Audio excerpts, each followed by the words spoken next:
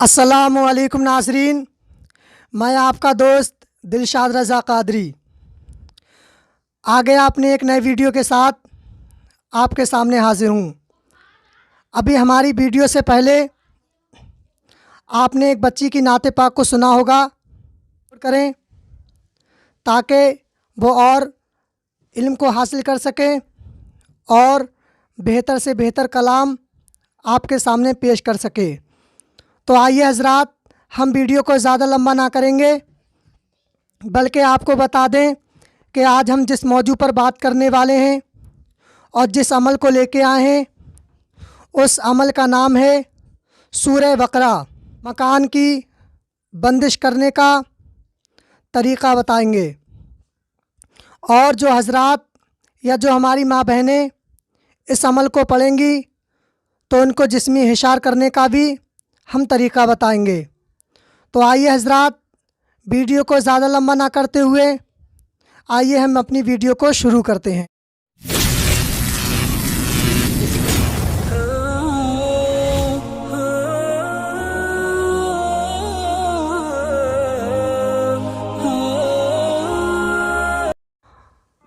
आपने वीडियो में देख ही लिया होगा कि हम किस टॉपिक पर बात करने वाले हैं। हम सूरह बकरा से घर मकान कीनने का तरीका बताएंगे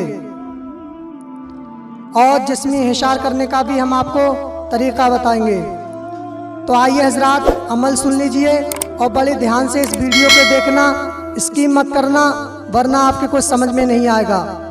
तो जब आप इस अमल को करें, इस अमल को मर्द भी कर सकते हैं और हमारी माँ बहनें भी कर सकती हैं। लेकिन अगर कोई औरत कर रही है इस अमल को तो वो ध्यान दें कि इस अमल को 41 दिन कंटिन्यू करना है। लगातार आपको 41 दिन तक इसको पढ़ना है। एक भी दिन का आपको गैब नहीं करना है, एक भी दिन का आपको अनजा नहीं करना है, इसमें छोड़ना नहीं है, बल्कि 41 दिन लगातार करना है। अगर हमारी कोई माँ बहन इस अमल को पढ़े तो जब वो एमसी की हालत में हो, हैज की हालत में हो, तो उस वक्त अपनी जगह पर किसी दूसरे शख्स से पढ़वा लेती हैं, या अपने घर में किसी औरत से भी पढ़वा सकती हैं, या उनके घर में जो कोई भी पढ़ा हुआ हो वो उसको पढ़ सकता है। और कोई भाई इस अमल को कर रहे हैं या कोई हज़रात इस अमल को पढ़ रहे हैं, तो हम माँ बहनों के लिए और उन भाइयों के लिए सबसे पहले बता दें कि उनको जिस्मी हिशार करने की ज़रूरत पड़ती है। कि जिस घर में सूरह बकरा पढ़ी जाती है ना, ये बहुत पावरफुल सूरह है। इसको जो शख्स मेहनत भी बहुत होती है, क्योंकि ये 2.5 पारे में होती है और बहुत सारी मेहनत करना पड़ती है और लगातार 41 दिन इसको पढ़ना पड़ता है। तो आप जिस्मी हिशार किस तरीके से करेंगे, लो हम आपको जिस्मी हिशार करने का तरीका बताते हैं। सबसे पहले आपको शुरू में दरूद इब्राहिमी पढ़ना है। नोट कर लें आप, या किसी चीज़ में आप लिख भी सकते हैं, हम बता रहे हैं आपको। सबसे पहले आप 7 मरतबा दरूद इब्राहिमी पढ़ें। दरूद इब्राहिमी किसे कहते हैं? जो नमाज में पढ़ी जाती है। अत्तहियात के बाद में जो दरूद पाक पढ़ी जाती है उसको दरूद इब्राहिमी बोलते हैं। उस दरूद पाक को पढ़ लें। अगर आपको वो दरूद पाक याद नहीं है तो आप सबसे छोटी और सिंपल दरूद पाक जो है वो सल्लल्लाहु ताला अलैहि वसल्लम है, आप इस दरूद पाक को पढ़ लें। 7 मरतबा आपको इस दरूद पाक को पढ़ना है। उसके बाद में आपको 7 मरतबा सूरह फातिहा पढ़ना है। 7 मरतबा सूरह फातिहा पढ़ना है। सूरह फातिहा यानी अलहम्दु शरीफ आपको पढ़ना है। उसके बाद में आपको 7 मरतबा आयतल कुर्सी पढ़ना है। 7 मरतबा आपको आयतल कुर्सी पढ़ना है। उसके बाद में आपको कुलिया शरीफ जो है वो 3 मरतबा पढ़ना है। उसके बाद में आपको कुल हुवल्लाह शरीफ जो है वो भी 3 मरतबा आपको पढ़ना है। उसके बाद में आपको 3 मरतबा कुल आउज़ु बिरब्बिल फलक को पढ़ना है। उसके बाद में आपको कुल आउज़ु बिरब्बिन नास पढ़ना है। आखिर में आपको जो दरूद पाक आपने शुरू में पढ़ी थी उसी दरूद पाक को पढ़ना है। और पढ़ने के बाद अपने हाथों पर दम कर लें, अपने हाथों पर दम कर लें और अपने हाथों को अपने पूरे जिस्म पर अच्छी तरीके से फेर लें और अपने इर्द गिर्द यानी कि अपने आसपास भी आप दम कर दें। अब आपने जिस्मी हिसार कर लिया और इस अमल को करते वक्त आपको बोलना नहीं है। इस अमल को करते वक्त आपको बोलना नहीं है। जब आप जिस्मी हिसार कर लें तो आपको बोलना नहीं है। उससे पहले आप बात कर सकते हैं, जो आपको बात करनी हो आप कर भी सकते हैं, लेकिन जब आप अपने जिस्मी हिसार कर लें, जब तक आप ना बोलें, जब तक इस सूरह बकरा को आप पढ़ ना दें। तो आपने सूरह बकरा पढ़ना स्टार्ट कर दिया। अब सूरह बकरा जो है वो पहले पारे से 2.5 पारे तक है। पारा जो है वहाँ तक आपको इसको पढ़ना है। उसकी आखिरी आयत जो है वाफू अन्ना वग़फ़िर लना वरहमना अंता मौलाना फंसुरना अलल कौमिल काफिरीन। पहले पारे से आपको तीसरे पारे तक इस सूरत को पूरा पढ़ लिया। तो आप सूरत पढ़ने के बाद एक पानी की बोतल रख लें। पढ़ने से पहले आप एक बोतल पानी को रख लें और उस बोतल के पानी पर जब आप सूरह बकरा अच्छी तरीके से पढ़ लें, पढ़ने के बाद आप उस पर दम कर दें। और दम करने के बाद अगर आप घर के शख्स हैं, सूरह बकरा को अपने आप पढ़ा है, तो आप उस पानी को इस्तेमाल में ले लें। चारों कोनों पे आपको अच्छी तरीके से इस पानी को छिड़क देना है। फिर उसके बाद जो पानी बचे उसमें नल का पानी मिला लें और मिलाने के बाद घर के जितने अफराद, घर के जितने लोग रहने वाले हैं, सब लोग इस पानी का इस्तेमाल करें। सब लोग इस पानी का इस्तेमाल करें। और एक दिन में आपको 1 बोतल पानी का इस्तेमाल करना है। दूसरे दिन आपको पढ़ना है, फिर दूसरे दिन आप इसका इस्तेमाल कर सकते हैं। और अगर आप ना पढ़ सकें सूरह बकरा तो आप पढ़ने वाले हजरात से भी पढ़वा सकते हैं। आपके गांव, आपके मोहल्ले में बहुत से हाफिज़ कुरान होंगे, उनसे भी आप पढ़वा सकते हैं। जो हजरात पढ़े लिखे हों, अच्छा कुरान पढ़ना जानते हों, उनसे आप सूरह बकरा पढ़वा सकते हैं। पढ़ने का तरीका यही है जो हमने आपको बता दिया। उनको जिस्मी हिसार करने का तरीका ये भी हमने आपको बता दिया। और आपको रोज़ाना इस अमल को करना है, 41 दिन लगातार करना है। किसी दिन में आपने छोड़ दिया, आपने 10 दिन किया, 10 दिन के बाद में आपने सोचा हमने 11वें दिन आपसे अनजा हो गया, आपने छोड़ दिया, तो फिर से आपको शुरू से इस अमल को करना है। 40 दिन जब आपके मुकम्मल हो गए, 40 दिन जब आपके मुकम्मल हो गए, इस अमल के 40 दिन मुकम्मल हो गए, तो आप 4 कीलें जो आती हैं, जो बरेली शरीफ में मिलती हैं, जो जिनसे घर को कीला जाता है, वो कीलें आप ले आएँ। उन कीलों का नाप जो है 1 बिलस्त आप ले आएँ। लाने के बाद जिस आयत मुबारका को उस कीलों पे पढ़ना है उसका स्क्रीनशॉट हम आपको दे देते हैं। आप इसको यहाँ से भी पढ़ सकते हैं। 41 बार आपको इस आयत मुबारका को पढ़ना है। अव्वल आखिर यानी शुरू में और आखिर में आपको दरूद पाक पढ़ना है। और 41 बार इस आयत मुबारका को पढ़ के एक कील पर आपको दम कर देना है। फिर आपको 41 मरतबा पढ़ना है, फिर दूसरी कील पर दम कर देना है। अव्वल आखिर दरूद पाक पढ़ना है, फिर तीसरे कील पे भी इसी तरीके से पढ़ना है और चौथी कील पर भी आपको इसी तरीके से पढ़ना है।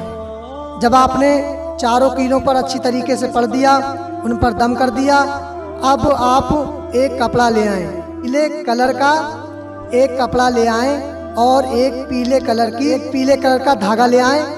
और धागा लाने के बाद आप उस कपड़े को अच्छी तरीके से उन कीलों पर लपेट लें। अच्छी तरीके से उन कीलों को लपेट लें और उन पर धागा बांध लें। और धागा बांधने के बाद उन कीलों के बराबर, उन कीलों के नाप से आपको एक पाइप लाना है, या आप बोतल में भी रख सकते हैं। उन कीलों को आप किसी बोतल में रख लें या आप किसी पाइप वगैरह नाप से ले आएँ। का हम इसलिए आपको बता रहे हैं कि जब आप पाइप वगैरह में या किसी बोतल वगैरह में रख लेंगे तो मिट्टी जो है वो लोहा को बहुत जल्दी खा जाती है। बहुत जल्दी लोहा को खा जाती है मिट्टी। इसलिए जब आप पाइप वगैरह या किसी बोतल वगैरह में इन कीलों को रख लेंगे तो मिट्टी जल्दी इसको नहीं खाएगी। तो आपके घर की बंदिश जो है वो 2 साल 3 साल 4 साल 5 साल तक की हो जाए, इससे हिफाजत हो जाती है, वरना तो बहुत जल्दी मिट्टी कीलों को खा जाती है। तो आपने ये सारा काम कर लिया, सूरह बकरा का भी काम कर लिया और इधर पानी का भी काम कर लिया आपने, प्लस 2 कीलों पर दम कर लिया। अब आइए हम आपको कीलें रखने का तरीका बताते हैं। 40 दिन आपके जब मुकम्मल हो गए, आपने ये सारा काम कर लिया, कीलों पर भी आपने दम कर लिया, उनको अच्छी तरीके से पैक कर लिया। और पैक करने के बाद अब आप घर का जो मेन दरवाज़ा होता है, घर का जो मेन दरवाज़ा होता है, आप उस दरवाजे से बाहर जाएं और अंदर की तरफ आएं। और आने के बाद जो आपका सीधा हाथ, उसके सीध में जो कोना पड़े, उस कोने कील रखने से पहले आप 7 मरतबा घर के बीचों बीच सेंटर में खड़े होकर 7 मरतबा अजान को पढ़ना है आपको, बुलंद आवाज़ से, जो घर के अंदर तक आवाज़ चली जाए। बुलंद आवाज़ से आपको 7 मरतबा आपको अजान को पढ़ना है, बुलंद आवाज़ से। उस सीधे हाथ की साइड जो कोना पड़ता, जो कोना है, उस कोने पर आप जब उस कोने पर जाएं तो सबसे पहले आप अजान को पढ़ें। अजान पढ़ने के बाद कुल आउज़ु रब्बिल फलक और कुल आउज़ु रब्बिन नास पढ़ते हुए आप एक कील को उस कोने पर रख दें। उसके बाद में आप दूसरे कोने पर चले जाएं और दूसरे कोने पर भी आपको पहले अजान पढ़ना है, फिर उसके बाद कुल आउज़ु रब्बिल फलक और कुल आउज़ु रब्बिन नास पढ़ के आप फिर उस कील को उसमें दफन कर दें। तीसरे कोने पर भी आपको इसी तरीके से करना है। सबसे पहले आपको अजान पढ़ना है, फिर उसके बाद में आपको कुल आउज़ु रब्बिल फलक और कुल आउज़ु रब्बिन नास पढ़ना है। फिर आप उस पर दम करके और कील को दफन कर दें। एक कील जो बची वो आप अच्छी तरीके से उठाकर रख दें। अब आपका 41वां दिन आ गया। 40वें दिन आपने ये सारा काम कर दिया। अब है अमल का आखिरी दिन, यानी 41वां दिन। अब आप क्या करेंगे तो सुन लीजिए। अब आप उस घर को जाएंगे, आपने 10 बजे अगर उस घर को कीला है, इससे पहले भी आप जा सकते हैं, पहले जाएं, रखा है तो उसी वक्त में आपको चौथी कील को रखना है। रखने से पहले आप अजान ज़रूर पढ़ लें घर के बीचों बीच में। फिर उसके बाद में आप देखो जिस कोने पर आप रखें उस कोने पर भी आपको, आखिरा जो कोना है उस पर भी आपको अजान को पढ़ना है। इस कील को दफन कर दें, यानी कि अब आपने मुकम्मल जो है घर को कील दिया है, यानी बंदिश कर दिया है। अब आप फाता खानी कर दें। फाता खानी कोई सीरीनी वगैरह बना लें या कोई चीज़ बना लें, उसको फाता देकर और बच्चों में तकसीम कर दें, बांट दें, उसको तकसीम कर दें। तो इस तरीके से आपको पूरा अमल करना है। तो वीडियो को आप पूरा देखें, जिस तरीके से हमने बताया है इस तरीके से अगर आपने किया तो इंशाअल्लाह आप हर जहाँ भी आप घर को बंदिश करेंगे उस घर में किसी चीज़ की परेशानी नहीं होगी, ना ही किसी आसेब या जिन्नात का उस घर में बसेरा होगा। इंशाअल्लाह आप इस अमल को अगर आपने दिल से कर लिया और इंशाअल्लाह आपका बेड़ा पार हो जाएगा। तो ये थी हमारी वीडियो। और सूरह बकरा के फ़ायदे सुन लीजिए। सूरह बकरा के जो फ़ायदे हैं, आप इसको बीमारी में अगर पढ़ रहे हैं तब भी इंशाअल्लाह आपकी बीमारी ख़त्म हो जाएगी। अगर आप किसी आसेब को घर से भगाने के लिए, जादू टोना तोड़ने के लिए अगर इसको पढ़ रहे हैं तब बहुत सारी चीज़ें सूरह बकरा से ख़त्म हो जाती हैं। तो ये बड़ी मुजर्रब और आजमाई हुई सूरत है, आप इसको पढ़ सकते हैं इंशाअल्लाह। और वैसे भी कुरान पाक की हर एक आयत लाजवाब है। कुरान पाक की हर एक आयत लाजवाब है। कुरान पाक की तिलावत ही करना लाजवाब है। हर बीमारी का इलाज जो है वो कुरान मजीद के अंदर है। लेकिन वजह क्या है कि सिर्फ हमको पढ़ना चाहिए कुरान पाक को। जब हम पढ़ेंगे, कुरान पाक से मोहब्बत करेंगे, तब हमको इन सारी चीज़ों से फ़ायदा होगा।